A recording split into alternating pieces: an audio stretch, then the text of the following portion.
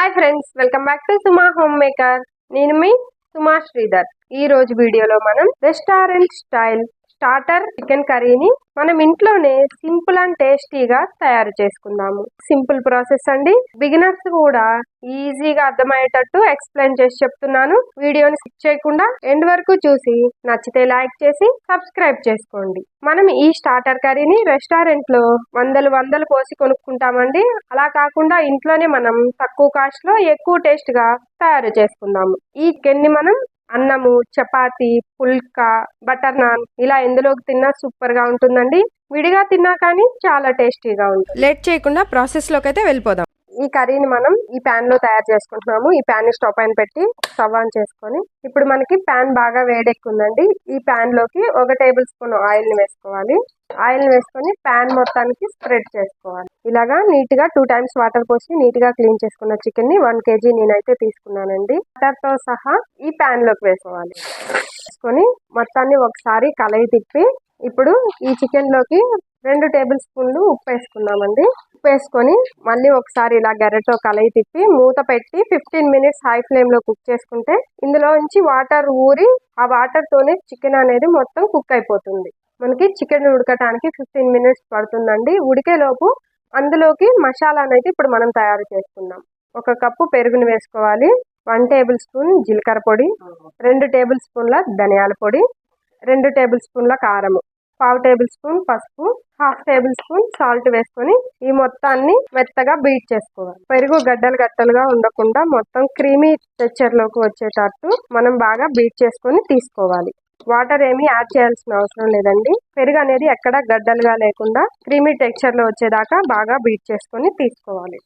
ఇలాగా వాటర్ ఊరుతూ ఉంటాయండి. అప్పుడప్పుడు మనం మధ్యలో కదుపుకుంటూ చికెన్ మొత్తాన్ని కుక్ చేసుకోవాలి. ఇందులో పసుపు, కారం అట్లాంటివి ఏమీ యాడ్ చేయకూడదు. ఓన్లీ చికెన్ నే ఉప్పు వేసి ఉడికించుకోవాలి. ఇలా చికెన్ లోంచి నీరంతా ఇంకిపోయి ఉంటాయండి. ఇప్పుడు మనం ఇందులోకి ఇలా పొడవుగా కట్ చేసుకున్న ఆనియన్స్, క్యాప్సికమ్ కూడా ఇదే విధంగా పొడవుగా కట్ చేసుకొని వేసుకోవాలి.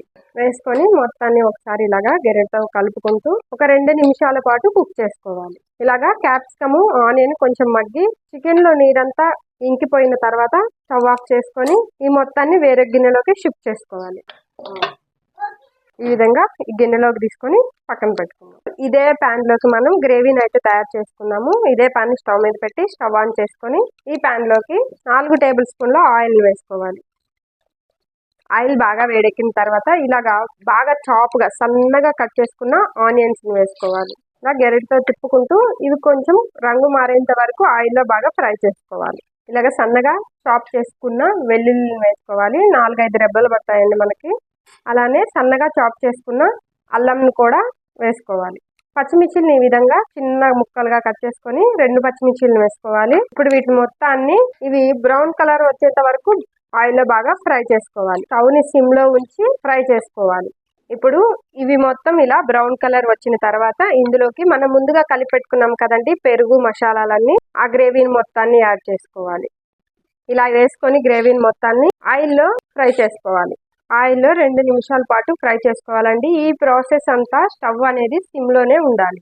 ఇలా మసాలా అంతా ఉడికి పచ్చివాసన పోయి ఆయిల్ పైకి తేలుతుందండి. ఇప్పుడు ఇందులోకి మనం 2 టమాటాలని ఈ విధంగా గ్రేవీ పట్టుకొని తీసుకోవాలి. ఆ మొత్తాన్ని వేసుకోవాలి. వేసుకొని గెరెటతో తిప్పుకుంటూ ఇది కూడా పచ్చివాసన పోయి ఆయిల్ పైకి తేలేంత వరకు ఉడికించుకోవాలి. ఇలా మసాలా వేసిన గిన్నె ఉంది కదండి, ఈ గిన్నెలోకే కొంచెం వాటర్ ని యాడ్ చేసుకొని ఇలా అనుకొని ఇదే వాటర్ ని ఈ మసాలాలోకి యాడ్ చేసుకుందాం. యాడ్ చేసుకొని ఉప్పు ఏమైనా అడ్జస్ట్ చేసుకోవాలంటే ఇప్పుడు అడ్జస్ట్ చేసుకోవచ్చండి. నేను చికెన్ లో ఎక్కువ ఉప్పు వేసాను కాబట్టి ఇందులో అంత ఏం ఉప్పు వేయట్లేదు. ఇలా మొత్తం ఒకసారి కలయి తిప్పి 5 మినిట్స్ సిమ్ లో పెట్టి ఉడికించుకుంటే గ్రేవీ అనేది దగ్గరగా వచ్చేస్తుంది. ఇలాగా మసాలా అంతా ఉడికి దగ్గరగా వచ్చేసి ఉంటుందండి. ఆయిల్ కూడా చూడండి బాగా పైకి తేలి ఉంది. ఇప్పుడు ఇందులోకి ముందుగా ఉడికించుకున్న చికెన్ మొత్తాన్ని ఇందులోకి అయితే యాడ్ చేసుకుందాం. మొత్తాన్ని ఈ విధంగా గెరెట్తో కలుపుకుంటూ ఉండాలండి. ఆల్రెడీ చికెన్ కుక్ అయిపోయింది కాబట్టి అంత ఎక్కువ టైం ఏం పట్టదండి. ఒక 10 మినిట్స్ లోనే మనకి ఇది రెడీ అయిపోతుంది. ఇలా మొత్తాన్ని కలయి తిప్పి మూత పెట్టి 5 మినిట్స్ కుక్ చేసుకో. 5 మినిట్స్ తర్వాత మూత తీసి చూద్దామండి. సరే ఆయిల్ అంతా పైకి తేలి గ్రేవీ కూడా దగ్గరగా వచ్చింది. ముక్కలకు కూడా గ్రేవీ బాగా పట్టేసిందండి. ఇప్పుడు ఒకసారి ఇలా గెరెట్తో మొత్తాన్ని కలయి తిప్పి ఇందులోకి కస్తూరి మేతిని తీసుకొని ఇలాగ చేతిలోకి వేసుకొని ఇలా నలిపి పొడిని అయితే వేసుకోవాలండి. ఇందులోకి 1 టేబుల్ స్పూన్ గరం మసాలాను కూడా ఈ స్టేజ్లోనే యాడ్ చేసుకోవాలి. కొత్తిమీరను కూడా కొంచెం చల్లుకొని మరొక 5 మినిట్స్ కుక్ చేసుకుంటే మనకి రెస్టారెంట్ స్టైల్లో చికెన్ స్టార్టర్ కర్రీ అనేది రెడీ అయిపోతుంది. ఈ కర్రీని మనం వేడివేడిగానే తింటేనే సూపర్గా ఉంటుందండి. చల్లగా అయితే అంత టేస్ట్గా ఉండదు. పర్ఫెక్ట్గా రెడీ అయిపోయిందండి రెస్టారెంట్ స్టైల్ స్టార్టర్ చికెన్. ఇప్పుడు స్టవ్ ఆఫ్ చేసుకొని ఫైనల్గా కొత్తిమీరను కూడా వేసి సర్వ్ చేసుకొని చపాతి, రాగి ముద్ద, అన్నము విడిగా తిన్నా సూపర్ టేస్ట్ ఉంటుందండి.